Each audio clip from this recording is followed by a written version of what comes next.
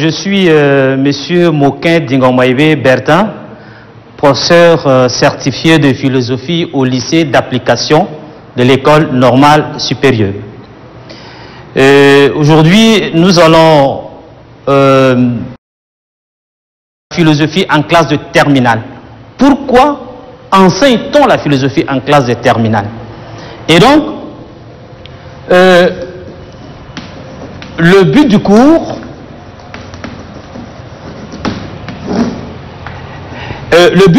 se résume en 3 points essentiels.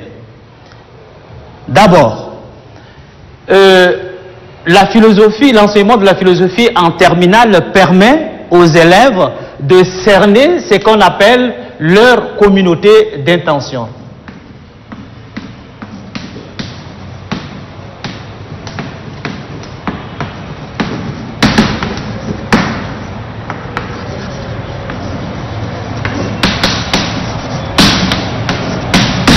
C'est quoi la communauté d'intention? La communauté d'intention, par définition, c'est le passage du subjectif à l'objectif, du particulier à l'universel. En effet, vous avez parcouru des classes ou bien les connaissances acquises dans les classes antérieures se trouvent à l'état d'éparpillement. Ce sont des connaissances beaucoup plus éparses. Maintenant, en terminale, comme la terminale n'est pas seulement une classe d'examen, mais une classe d'orientation pour les études supérieures, il va falloir qu'on vous donne des outils conceptuels nécessaires pour vous permettre de compacter ces connaissances à l'état d'éparpillement acquises dans les classes antérieures en un tout cohérent pour vous permettre de vous orienter objectivement. Donc, cerner la communauté d'intention, c'est chercher à identifier ses forces et justement les magnifier ou bien les conserver pour ne pas dire les renforcer davantage, mais aussi ses faiblesses pour éventuellement corriger. Deuxièmement, l'enseignement de la philosophie en terminale permet aux élèves de réorganiser le contenu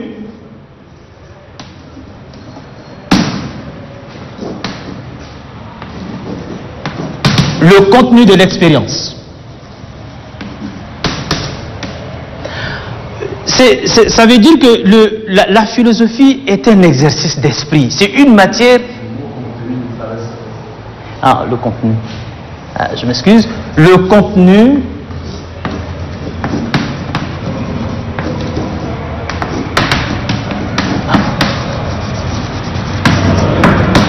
Le contenu de l'expérience. Je venais de dire que nous avons acquis un certain nombre de connaissances dans les classes antérieures. En terminale, après l'examen, après le baccalauréat, vous allez amorcer les études supérieures. Il faut que vous parveniez à réorganiser tout ce que vous avez acquis. Cerner la communauté d'intention, c'est vrai, cerner identifier les faiblesses et les forces. Il faut en outre réorganiser, puisqu'il faut parvenir à réorganiser le contenu de l'expérience pour vous permettre justement de constituer en un tout cohérent les connaissances acquises. Sinon, quand les connaissances se trouvent à l'état d'éparpillement, il vous sera très difficile de vous orienter dans les études supérieures, parce que les études supérieures, on parle de département, on parle déjà des spécialités, parce que vous allez amorcer la spécialité dans les études supérieures. Donc, il faut réorganiser le contenu de cette expérience, c'est-à-dire des vécus, de connaissances acquises, tout ce qui est comme vécu, tout ce qui est acquis antérieurement, il faut maintenant les réorganiser pour en constituer un tout cohérent, sinon des principes ultimes, comme disait Jean de Veil. Troisièmement, l'enseignement de la philosophie en terminale permet d'éveiller l'intelligence.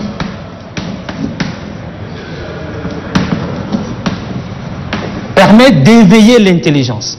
La philosophie en tant qu'exercice de l'esprit vous permet d'éveiller votre intelligence, de tenir toujours en éveil votre intelligence. Les connaissances acquises, vous allez les constituer, vous allez utiliser pratiquement. Mais quelqu'un disait, l'intelligence, c'est la faculté d'adaptation aux circonstances. Et quand vous avez déjà ces connaissances, il Il faut que l'esprit soit éveillé pour adapter ses connaissances aux réalités. Sinon, ces connaissances vous seront vaines et ne vous seront pas profitables dans la vie. Alors, en considérant ces différents objectifs de l'enseignement de la philosophie, le ministère de l'Éducation, à travers les instructions officielles, c'est-à-dire le programme de l'enseignement, a proposé un certain nombre d'objectifs à atteindre. C'est-à-dire qu'après le cours de philosophie, après 9 mois, sinon 8 mois de cours de philosophie, l'élève en terminale doit être capable de, premièrement,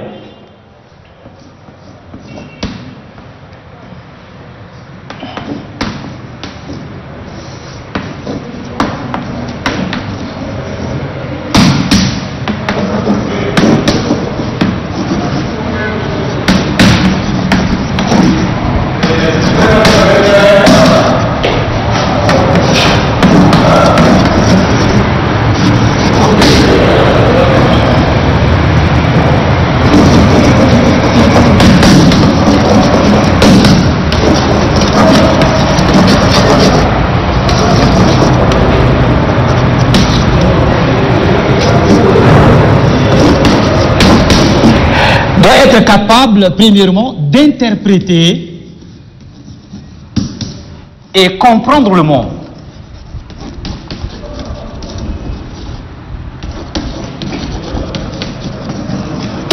Interpréter et comprendre le monde, s'orienter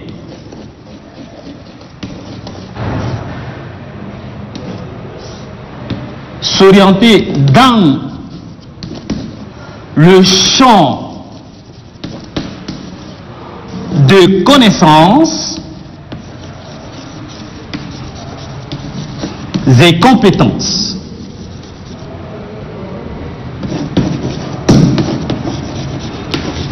Dans le champ de compétences et enfin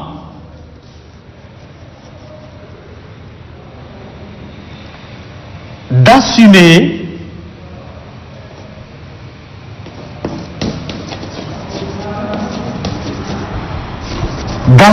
pleinement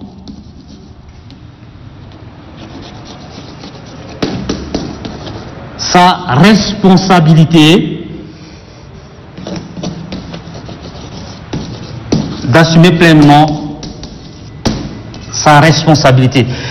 Alors, ces 3 objectifs proposés par le ministère de l'Éducation voudraient simplement dire que après avoir cerné sa communauté d'intention, c'est-à-dire constituer en un tout cohérent les connaissances acquises dans les classes antérieures, réorganiser le contenu de l'expérience, éveiller l'intelligence, il faut que l'élève de terminale, après avoir fini la classe, je voudrais dire le niveau de terminale, il faut que cet élève soit capable d'interpréter le monde et de comprendre ce monde.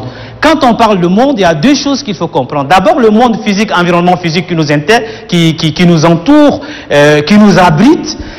Ça veut dire que ce monde doit être interprété. Des phénomènes naturels qui se produisent, il faut les comprendre. Il faut adopter un comportement conséquent par rapport à ces phénomènes naturels. Et le monde désigne en outre l'environnement social.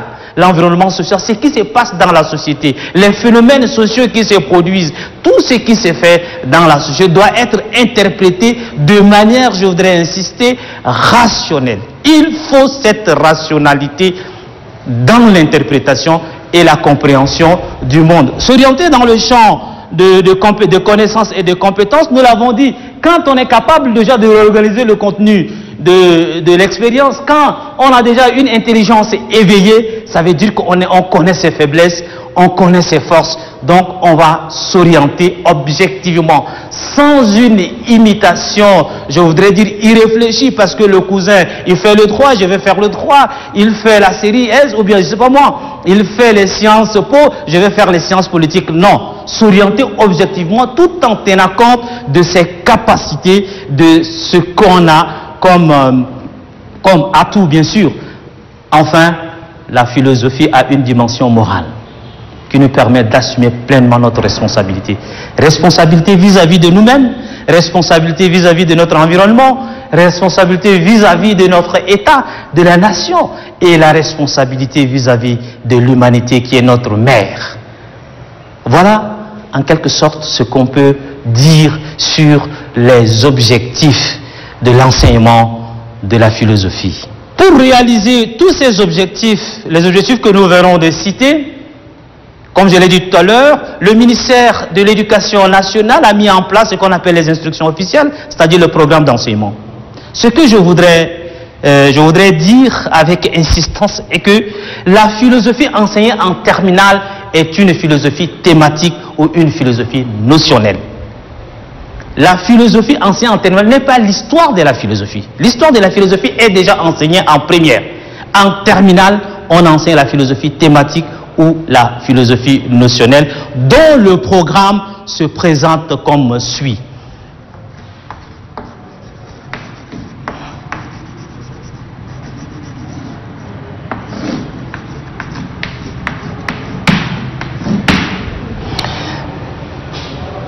Et donc pour réaliser, je disais, ces différents objectifs que nous venons d'expliquer, je disais tantôt que le ministère de l'Éducation a mis en place un programme et je tiens à rappeler que le programme enseigné la philosophie enseignée en terminale est dite philosophie thématique ou philosophie notionnelle. On enseigne des thèmes et à l'intérieur de chaque thème, nous avons des notions. Alors en terminale, nous avons 4 thèmes à étudier. Le premier thème, par exemple,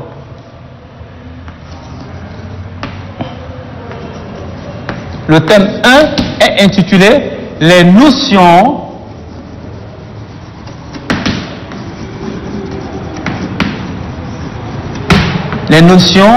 relatives au sujet humain ».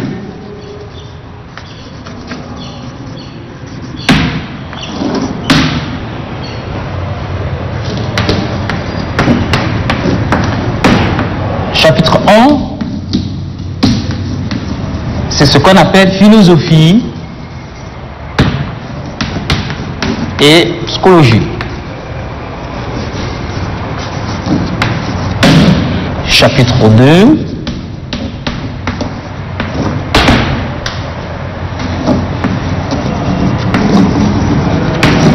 conscience et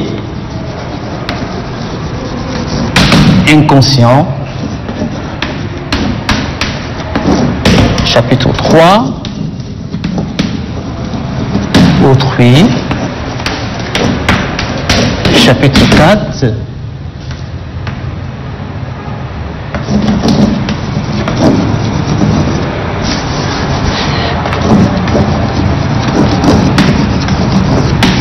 langage.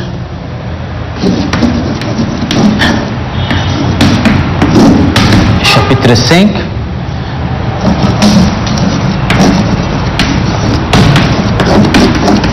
nature et culture.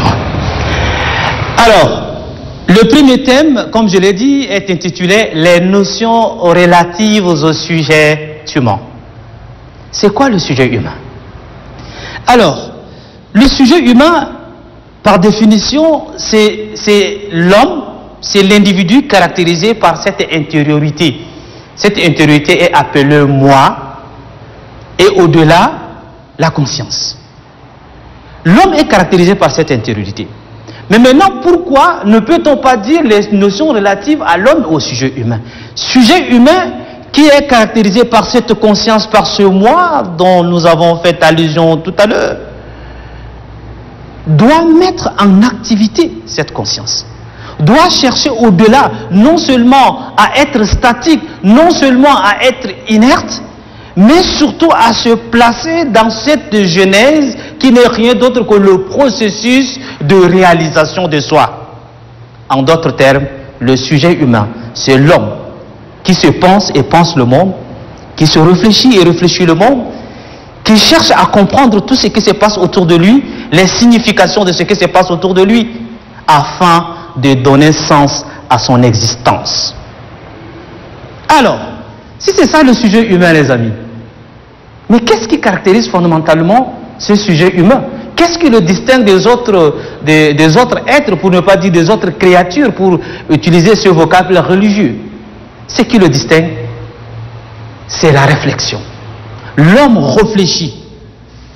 La réflexion ne doit pas être une réflexion vulgaire, et comme nous sommes en philosophie, la réflexion philosophique est une réflexion de second degré. D'où la nécessité du premier chapitre, philosophie et psychologie.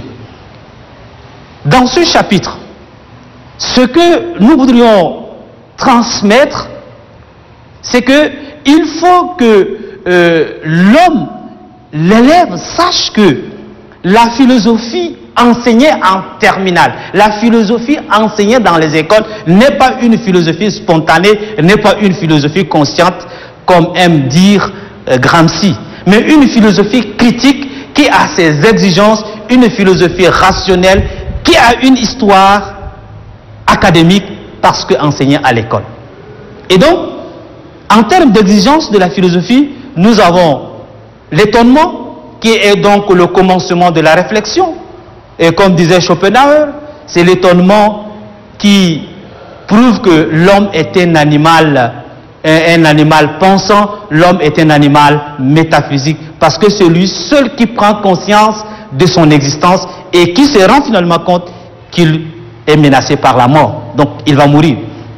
Alors l'étonnement est une prise de conscience de son état d'ignorance, et dès qu'on prend conscience de son état d'ignorance, alors on va se mettre à mater cette ignorance, on va se mettre à lutter contre cette ignorance, puisque nous en avons pris conscience. C'est pourquoi on dit que l'ignorant qui prend conscience de son ignorance n'est plus un ignorant. Mais l'ignorant qui ignore son ignorance est très dangereux dans la société. Évitez, les amis, d'être des ignorants, mais soyez des ignorants conscients, par la réflexion philosophique. Alors, la faculté qui permet donc à l'homme de mener cette réflexion de second degré, de mener cette réflexion rationnelle, est donc la conscience, d'où la nécessité du deuxième chapitre.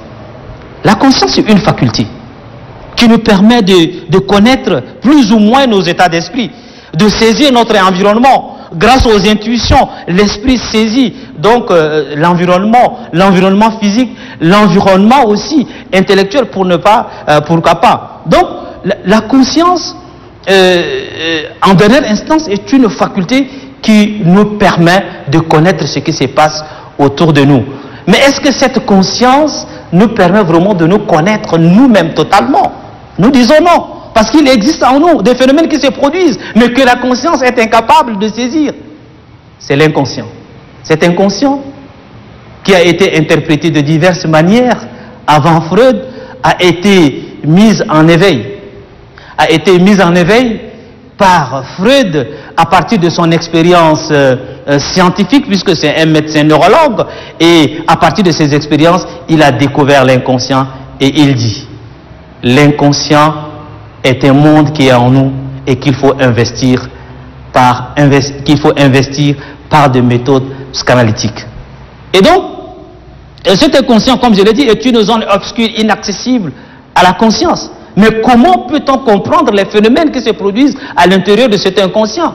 Freud nous propose donc les actes manqués, interprétation des actes manqués, interprétation de rêves, qui sont les éléments psychanalytiques qui peuvent nous permettre d'accéder à l'intérieur de cette conscience, de comprendre les phénomènes qui se produisent afin de ne pas seulement nous limiter au niveau de cet appareil psychique, mais au-delà de saisir l'homme.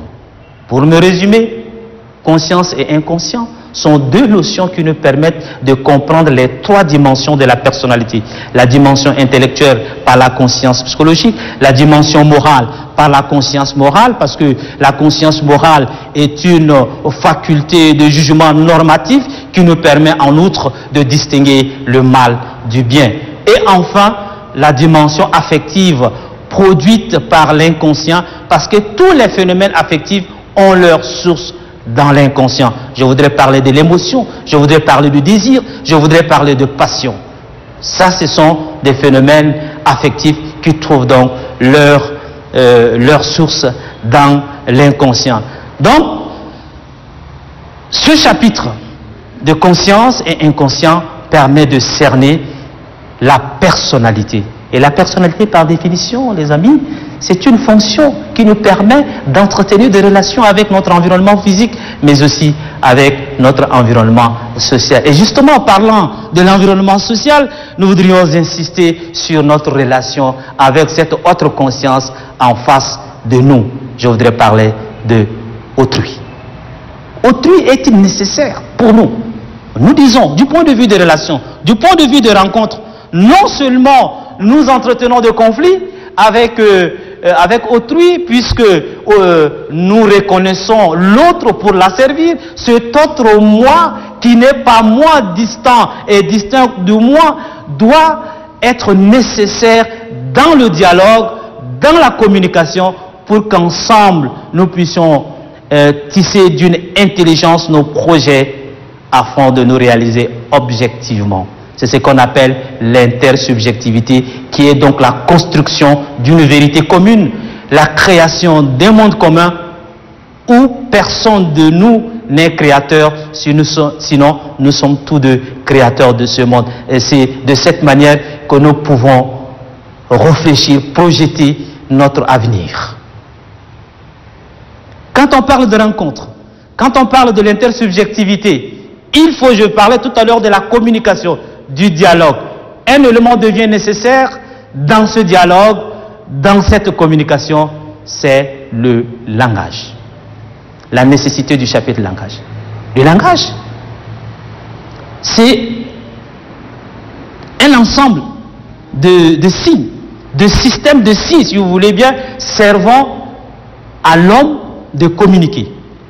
Mais je m'intéresse particulièrement à la définition de André Lalande qui disait « Le langage, c'est tout système de signes pouvant servir de moyen de communication. » Insistons un peu sur l'expression « tout système de signes ». Et si le langage est tout système de signes, mais ça veut dire en réalité que le langage sort de la sphère humaine. C'est-à-dire que le langage va au-delà de l'homme. Autrement dit, les animaux eux aussi ont un langage. Voilà la problématique qui se pose dans ce chapitre. Est-ce que les animaux ont un langage? Est-ce qu'on peut trouver sur cette terre un être semblable ou bien un être qui a un moyen de communication semblable à celui d'homme? Ce qui nous sert de tremplin de réflexion, ce sont les travaux de Karl von Frisch, ce thétologue qui a étudié le système, le comportement des abeilles d'une manière générale, et que nous prenons, nous nous approprions pour enseigner surtout la dimension zoosémiotique. La dimension zoosémiotique.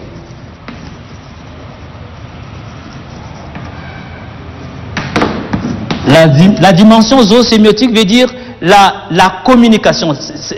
Sémiotique veut dire communication et zo qui signifie animal. Le système de communication chez les animaux.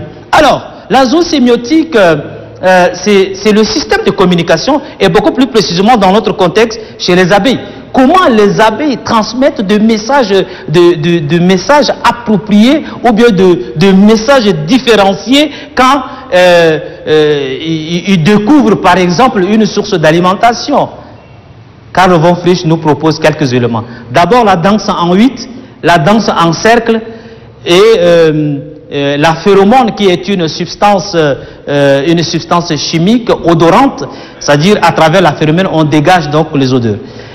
Le cercle, la danse en cercle permet de transmettre la distance d'une source d'alimentation et aussi la quantité de cette source d'alimentation. La danse en cercle aussi transmet la distance quand elle est un peu éloignée de la ruche. Alors l'abeille, la butineuse qui vient dans la ruche se livre à une danse, à la danse en 8, il décrit des 8 qui signifie que la source de pollen se trouve à une distance un peu plus loin. Et cela dépend aussi de la vitesse de tour que cette butineuse. La butineuse, c'est l'abeille qui va chercher, l'exploratrice qui va chercher la source d'alimentation ou bien qui va chercher le pollen et vient informer les autres. C'est celle-là qu'on appelle la butineuse. Donc, la danse en 8, la danse en cercle et la phéromone indique la distance, indique la direction indique la quantité et la qualité de pollen. La quantité et la qualité de pollen. Et donc, l'abeille, la butineuse, vient transmettre ces messages. Mais est-ce que ces éléments zoosémiotiques que nous appelons le cercle, que nous appelons la description des 8, que nous appelons la phéromone, peuvent nous permettre de dire que ce système de communication des abeilles est un langage? Benveniste, linguiste suisse, vient répondre à cette question. Tout ce que les abeilles font n'est pas un langage, mais simplement un code de signaux, parce qu'il manque beaucoup de fonctions. Il manque énormément de fonctions qui limitent donc cette communication. Nous avons par exemple la fonction métalinguistique, nous avons par exemple le manque de dialogue, nous avons par exemple le manque d'analyse du message, parce que l'abeille qui n'est pas là ne peut pas savoir ce dont il est question. Puisqu'il faut avoir été présent pour savoir ou connaître ce qui se transmet. Sinon, tu ne comprendras rien et personne ne peut te transmettre le message. Donc, cela constitue déjà la limite de communication chez les abeilles. Deuxièmement, de l'autre côté, je m'excuse, nous avons donc la communication des hommes. Si la communication chez les abeilles n'est pas un langage et que c'est simplement un système est simplement un code de signaux, alors qu'est-ce qui fait donc la différence entre la communication animale et la communication humaine? Chez l'homme, ce qui est fondamental et sur lequel je voudrais insister, l'homme a la pensée. Le langage est lié à la pensée est liée au langage. Et en tant que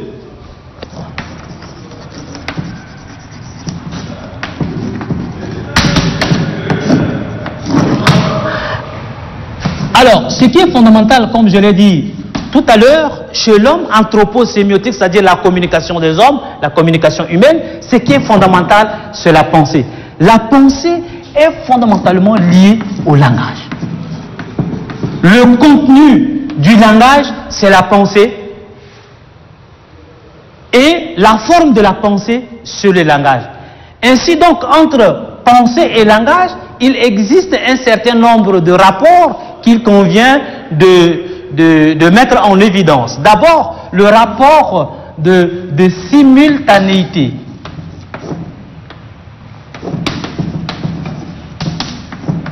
Le rapport de simultanéité et le rapport d'antériorité.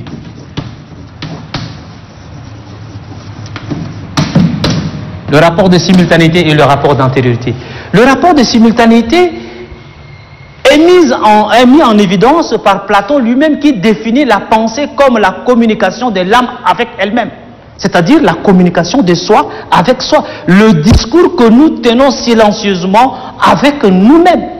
Et si nous tenons ce discours avec nous-mêmes, ça veut dire que dans ce discours, il y a langage. Donc, penser est intrinsèquement lié au langage. Les deux existent au même moment. Mais puisqu'on parle d'une pensée intelligible, et Hegel d'ajouter, nous pensons dans les mots. Parce que le langage donne l'existence la plus haute et la plus vraie à la pensée. Et donc, pour parler de la pensée, il faut absolument du langage. Les travaux de Jean Piaget mettent en évidence aussi l'antériorité de la pensée sur le langage, parce que lui, en parlant de la prééminence génétique, il dit que non, nous naissons avec la pensée et c'est en grandissant que nous acquérons le langage pour rendre donc plus intelligible cette pensée. Il parle de la pensée prélinguistique. Il a donné l'exemple d'un enfant qui, par exemple, coordonne ses actions pour atteindre son objectif. Et ces actions, il les appelle les concepts pratiques. Les concepts pratiques sont des formes de pensée, mais des pensées qui existent à l'état prématuré, qui n'a pas encore trouvé le langage pour être plus intelligible. De toutes les façons, que ce soit le rapport de simultanéité, langage et pensée existent au même moment, ou d'antériorité, pensée existe avant le langage, il convient de dire que nos pensées naissent tout habillées, selon Oscar. Pour faire comprendre notre pensée, il faut absolument que ce langage soit élaboré, conçu dans le langage pour que ça soit intelligible. Une pensée qui existe sans langage est une pensée qui se trouve à l'état de fermentation, qui n'a pas atteint encore la maturité selon Hegel. Les amis, en parlant du langage comme faculté d'élaboration, de conception de nos pensées, il y a donc plusieurs fonctions à citer. D'une part, nous avons les fonctions philosophiques et d'autre part, les fonctions linguistiques. Les fonctions philosophiques sont la fonction ontologique, c'est-à-dire la fonction de signification. Le langage nous permet d'apprendre, nous permet de connaître d'abord les choses, ce qui nous entoure, d'acquérir en termes de connaissances avant de transmettre. C'est la fonction ontologique. Ensuite vient donc la fonction thaumaturgique et la fonction performative. La fonction thaumaturgique et performative sont les fonctions qui expliquent le pouvoir du langage. Par le langage, on peut transformer les états, on peut changer les états d'âme. Pour Protagoras, la parole, le discours, par des incantations, peuvent transformer la tristesse en joie, la colère en amour, c'est-à-dire ou bien terroriser, ou bien renforcer le courage de quelqu'un. C'est ça le pouvoir du langage. Austin de dire, par le langage, on peut poser des actes concrets, car, dit-il, dire, c'est agir. Ça veut dire que je dis, entre, la personne entre, sort, la personne sort. C'est le langage. J'agis déjà sur la personne. C'est ce qu'on appelle la fonction performative.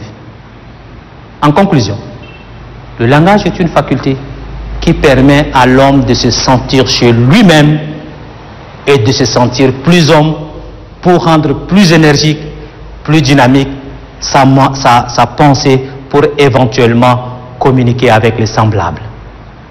Communiquer quoi? La culture. Communiquer quoi? Les éléments de la nature. D'où le chapitre sur nature et culture.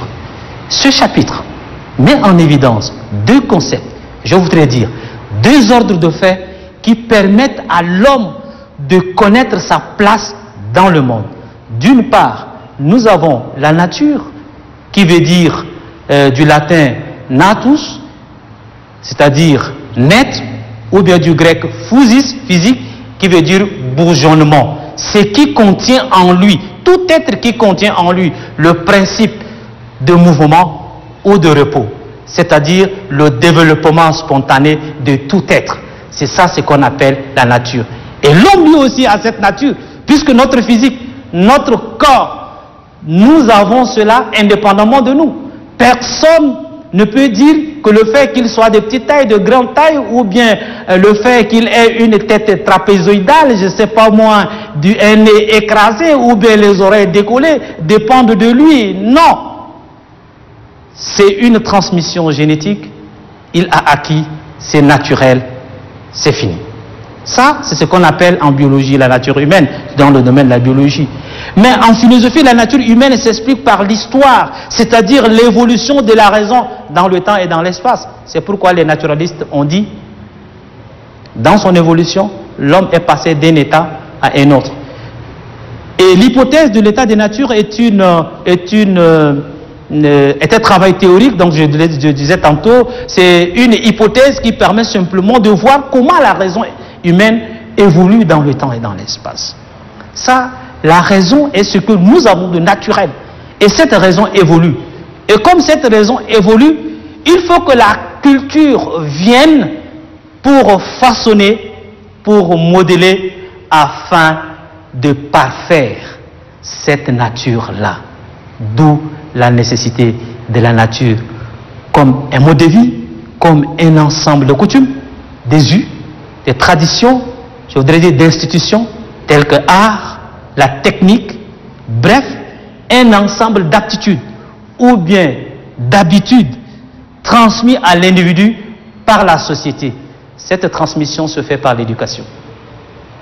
La culture C'est ce qui nous façonne. Et si la culture nous façonne, il faut sortir de soi pour se livrer à autre, livrer son intimité, son intériorité à autrui par la communication, par le langage, afin de rendre plus riche encore cette culture. Celui qui se replie sur lui-même n'est rien d'autre qu'un prisonnier. Il s'est auto-emprisonné. Il faut sortir. Il faut entrer dans cette humanité, avec cette diversité, s'enrichir. La culture, la diversité culturelle constitue un facteur d'enrichissement, non seulement pour l'individu, mais aussi pour la nation.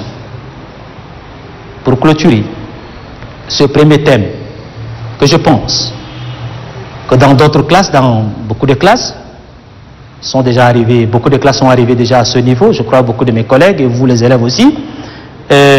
Pour clôturer ce premier thème intitulé Les notions relatives au sujet humain, il convient de dire que l'homme, en tant que sujet humain, doit s'efforcer, doit avoir cette conscience active, doit entrer en relation avec les autres, doit communiquer, instituer une communication intelligente avec les autres, doit s'ouvrir au monde.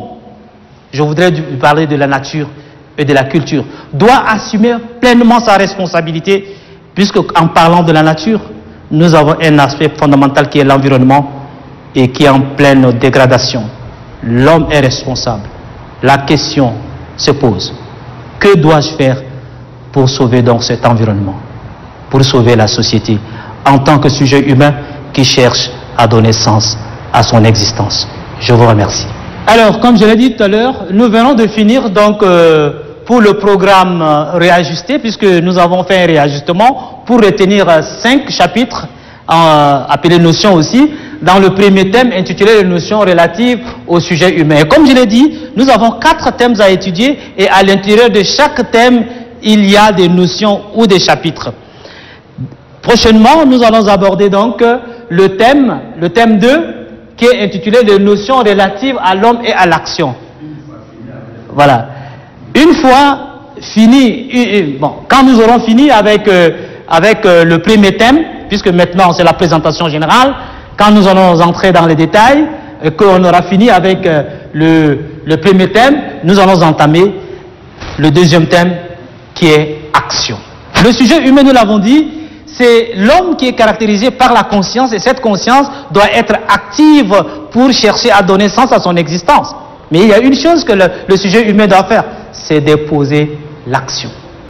L'action est la coïncidence de la pratique et de l'intention qui entrent en synergie pour donc élaborer l'homme dans son état holistique. Après avoir fini avec ce thème, nous allons entamer, et à l'intérieur de ce thème justement, nous avons par exemple le travail et la question sociale qui fait partie de l'action. L'action du point de vue institutionnel, nous avons État, et l'État du point de vue donc de son pouvoir. L'État du point de vue de son pouvoir utilise le droit, et le droit, l'État en utilisant le droit doit accomplir un certain nombre de tâches appelées fonctions de l'État. L'ultime fonction de l'État, c'est de parvenir à rendre libre, à garantir la liberté des individus. Nous allons discuter, les amis, dans les cours qui suivent, de manière détaillée. Ensuite, après avoir fini avec ce thème, nous allons entamer donc le troisième thème qui est intitulé « Les notions relatives à l'homme et à la connaissance ». L'action posée doit contribuer à la constitution, à l'élaboration de l'homme. Mais l'homme doit aussi penser à l'intellection, comme disait Descartes, à la connaissance. La connaissance, c'est celle qui libère l'homme. Celui qui ne connaît pas n'est pas libre. Cette connaissance doit nous permettre de faire valoir même la dynamique de notre intelligence, doit faire valoir l'évolution de nos aptitudes intellectuelles. Mais de tout ce que nous faisons, les amis, il y a une chose. Il y a une question qui se situe au-delà de la physique. Nous appelons cela la métaphysique. Par exemple, la question de Dieu. Dieu n'est pas un être qui est dans le temps et dans l'espace. Il est hors du temps et de l'espace. Il faut le voir. Dieu est hors du temps et de l'espace. Et nous allons le prendre non seulement avec la raison, mais adjoindre à la raison la foi, nous allons discuter amplement. Et si nous parlons de Dieu, l'homme pense à une chose. Il y a quelque chose, si chacun est en train de courir pour se réaliser rapidement, parce qu'il y a quelque chose qui nous guette derrière, c'est la mort. C'est parce qu'il y a la mort que chacun veut faire vite. Tôt.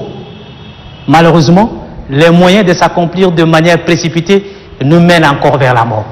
Nous allons discuter amplement. Et donc, nous allons clôturer cette question, ou bien ce thème, par la question de la mort. Prochainement, nous allons entamer, donc, nous allons analyser le premier chapitre pour nous permettre de voir la nécessité, même puisque cette analyse s'articulera particulièrement autour de la nécessité de la philosophie, l'importance de la philosophie dans notre vie, dans la vie de l'homme. Merci.